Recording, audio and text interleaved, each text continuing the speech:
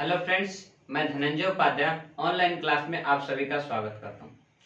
चलिए, आज हम लोगों ने विचार बनाया कि आज हम लोग नरेशन के बारे में पढ़ेंगे, क्योंकि जो नरेशन जो हमारा टॉपिक है, नरेशन जो हमारा क्या है टॉपिक है, ये नरेशन जो टॉपिक है जो हमारा बिहार बोर्ड में चाहे 10th क्लास हो चाहे 12th क्लास हो, ठीक है, चाहे 10th क्लास हो चाहे क्या हो 12th क्लास हो, चाहे कोई भी चीज हो, उसमें काफी इंपोर्टेंट होता है।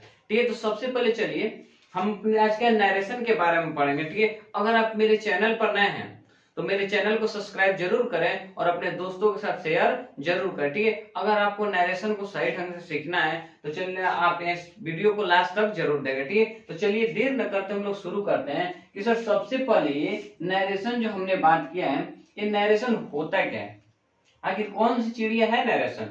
तो नरेशन का मतलब होता है स्टेटमेंट। नरेशन का मतलब होता है स्टेटमेंट, कथन। ठीक, स्टेटमेंट का मतलब होता है कहने का एक तरीका, किसी भी व्यक्ति के सामने अपनी बातों को प्रेजेंट करने का तरीका ही हमारा क्या होता है, कथन होता है। वही हमारा क्या होता है, नरेशन होता है।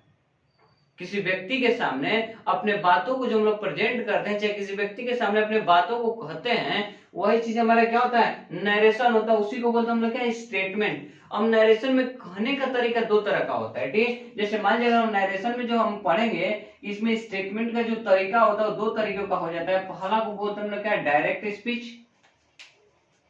इसको क्या होता है, पहले को डायरेक्ट स्पीच, और दूसरे को बोलते हैं हम लोग क्या, इनडायरेक्ट स्पीच। डायरेक्ट स्पीच और इनडायरेक्ट स्पीच। अब देखिए, डायरेक्ट स्पीच और इनडायरेक्ट स्पीच सोचना है, मतलब हमने अभी समझा कि सर नरेशन जो होता है, नरेशन एक कहने का तरीका है, किसी व्यक्ति के सामने अपने विचारों को व्यक्त करने का क्या है, जरिया, एक तरीका है। उसी को बोलते हम लोग क्या, नरेशन। अब किसी व्यक्ति के सामने हम दो तरीकों से कह सकते हैं, किसी बातों में बिना किसी परिवर्तन के, ठीक, किसी बातों में बिना किसी परिवर्तन के उन बातों को सामने अगर बोल देते हैं तो हमारा क्या हो गया, डायरेक्ट स्पीच। लेकिन जब हम उसमें कुछ क्या कर देते हैं, परिवर्तन कर देते हैं, चाहे कुछ जरूरी जानकारी, जो कुछ एक्स्ट्रा इन्फॉर्मेशन है जो सेंटेंस के फॉर्मेशन के लिए जरूरी है, तो कुछ एक्स्ट्रा इन्फॉर्मेशन जो हम लोग क्या कर देते हैं उसमें जोड़ देते हैं, उसी को बोलते हैं क्या, इनडायरेक्ट स्पीच। अब देखिए, सबसे पहले हमारे माइंड में आ रहा है सर डायरेक्ट स्पीच और इनडायरेक्ट स्पीच तो समझ में आया कि किसी को कहने का तरीका है, कि किसी व्यक्ति के सामने जो हमारे बात को बोले वो डायरेक्ट बोल दिए, उसमें किसी प्रकार का परिवर्तन नहीं किए तो हमारा डायरेक्ट हो गया। अगर उसमें परिवर्तन करके बोल दिए तो उसको बोलते हैं क्या, इनडायरेक्ट। लेकिन सर इसमें एक चीज है, स्पीच। आखिर स्पीच कौन सी चिड़िया है, स्पीच होता क्या है, हमको तो ये भी जानकारी रखनी पड़ेगी। सबसे पहले क्या, स्पीच क्या होता है, तो स्पीच होता है group of sentence, a group of sentence which makes a complete sense, which makes a complete sense।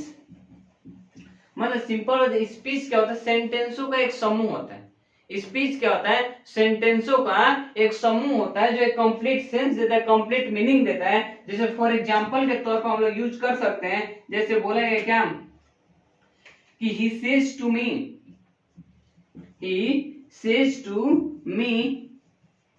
I work hard,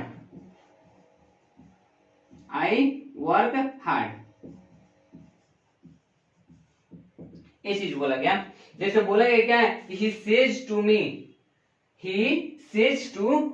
वह मुझसे कहता है, आई वर्क हार्ड, मैं कठिन परिश्रम करता हूं। मतलब जो मैंने अपनी बातों को किसी दूसरे से क्या कर दिया, बता दिया कि कोई दूसरा व्यक्ति है, अगर उसके सामने हम लोग बोलते हैं कि जैसे मैं आपसे कहता हूं, वह मुझसे कहता है, कोई दूसरा व्यक्ति हमसे कहता है कि मैं वो कठिन परिश्रम करता हूं, तो कठिन परिश्रम उसने बातों को क्या डायरेक्टली बता दिया, इसको बोलते हैं डायरेक्ट स्पीच। लेकिन स्पीच में ध्यान से देखिएगा कि सर हमारा जो हमको पता था कि स्पीच क्या होता है, ग्रुप ऑफ सेंटेंस, सेंटेंसों का एक समूह होता है which makes a complete sense, जिसका एक मीनिंग निकलता है। अब सेंटेंसों का समूह को हम लोग सेंटेंस की पहचान कैसे करेंगे, आखिर सेंटेंस को भी तो आइडेंटिफाई करने आना चाहिए। तो सेंटेंस क्या होता है, तो सेंटेंस को ध्यान से सुनिएगा कि ग्रुप ऑफ वर्डों का एक समूह होता है which makes a complete sense, जिसको कंप्लीट सेंस देता है एंड ग्रामेटिकली करेक्ट होना चाहिए, और साथ ही साथ उसके पास कम से कम एक सब्जेक्ट और एक क्या वर्ब, मतलब at least one subject and one verb होने चाहिए। ठीक है, तो सबसे पहले यहाँ पर अगर हम ध्यान देंगे तो ही सेज टू मी,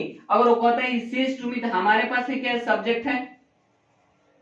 ठीक है, सेज दे दिया मतलब हमारे पास एक वर्ब है। इस टोटल सेंटेंस के फॉर्मेशन में हमारे पास एक सब्जेक्ट और एक वर्ब है, मतलब बोल सकते हैं सर ये हमारे पास सेंटेंस है, मतलब मान लीजिए सर ये हमारा कौन है, पहला सेंटेंस है।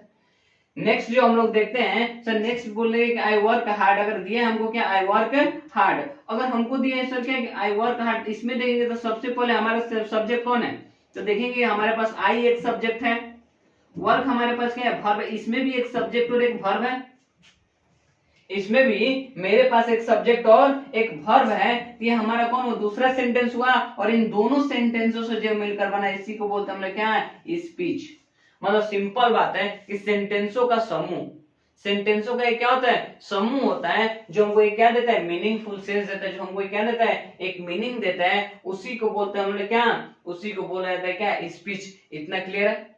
अब आगे देखिए स्पीच तो हमको पता चल गया सर, अब हमको पढ़ना है डायरेक्ट स्पीच। अब डायरेक्ट स्पीच और इनडायरेक्ट स्पीच क्या होता है, क्वेश्चन उठेगा कि सर डायरेक्ट स्पीच और इनडायरेक्ट स्पीच क्या होता है। तो डायरेक्ट स्पीच हम लोग बोलते हैं कि जो किसी बातों के, किसी व्यक्ति के सामने अपनी बातों क्या कर देना, व्यक्त कर देना, उसमें बिना किसी परिवर्तन के, बिना किसी परिवर्तन के किसी व्यक्ति के सामने अपने बातों को व्यक्त कर दे। जैसे फॉर एग्जाम्पल के तौर पर लिख लेते हैं, क्या लिखा गया कि he says to me I work hard। ठीक, जो उसको कहना उन्होंने बोल दिया, इसमें किसी प्रकार का परिवर्तन नहीं होता, इसको बोलते हैं क्या सर स्पीच तो हुआ, लेकिन कैसा स्पीच हुआ डायरेक्ट स्पीच। कैसा स्पीच हुआ डायरेक्ट स्पीच। लेकिन अगर हम लोग इसी को बनाते हैं, जैसे मान लीजिए ही सेज टू को चेंज करते हैं किसमें टेल्स में, और ये क्या हो गया मी, उसके बाद इन्वर्टेड कोमा को रिप्लेस करने के लिए हम लोग डैट का यूज कर लेते हैं। ठीक है, और उसके बाद देखते हैं हमारा क्या होगा आई फर्स्ट सब्जेक्ट के अनुसार तो क्या he works hard, he works hard। तो सिंपल बात है कि he tells me that he works hard। मैंने इसको डायरेक्ट स्पीच हमने देखा कि सर इसमें किसी प्रकार का परिवर्तन नहीं हुआ, किसी भी सेंटेंस के फॉर्मेशन में अगर उसमें किसी प्रकार का परिवर्तन नहीं होगा तो उसी को बोलते हैं क्या डायरेक्ट स्पीच। लेकिन हमने देखा कि यहाँ पर ही है, ही में सेज टू हमारा चेंज हो गया, टेल्स में उसके बाद मी हो गया, इस इन्वर्टेड कोमा को रिप्लेस करने के लिए हमने डैट का प्रयोग किया, और साथ ही में हमारा जो आई था उस जो हमारा सब्जेक्ट था जो फर्स्ट पर्सन था उसको क्या हुआ सब्जेक्ट के अनुसार चेंज हो गया ही में बदल गया। ठीक है, इस तरह के जो परिवर्तन है, इस तरह के जब परिवर्तन किसी सेंटेंस के फॉर्मेशन में आते हैं तो उसी को बोलते हैं हम लोग क्या इनडायरेक्ट स्पीच।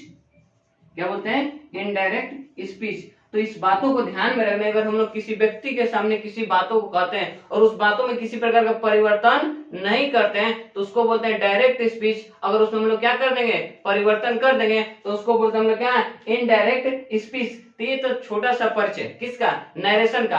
अब आगे हमको सीखना है क्या कि हम लोग कैसे चेंज करेंगे, हाउ टू चेंज। ठीक है, डायरेक्ट टू क्या इनडायरेक्ट स्पीच। ठीक है, उसमें हमको 3 तरीका सीखना होगा। पहला होगा हमारा क्या चेंज टू पर्सन, दूसरा चेंज टू टेंस, और तीसरा होगा चेंज टू क्या पार्ट्स ऑफ स्पीच, जिसको हम लोग क्या करेंगे नेक्स्ट वीडियो में करेंगे। ठीक है, अगर ये वीडियो आप लोग अच्छी लगी हो तो इस वीडियो को लाइक शेयर एंड सब्सक्राइब जरूर करें तथा अपने दोस्तों के साथ शेयर जरूर करें। देखने के लिए बहुत बहुत धन्यवाद।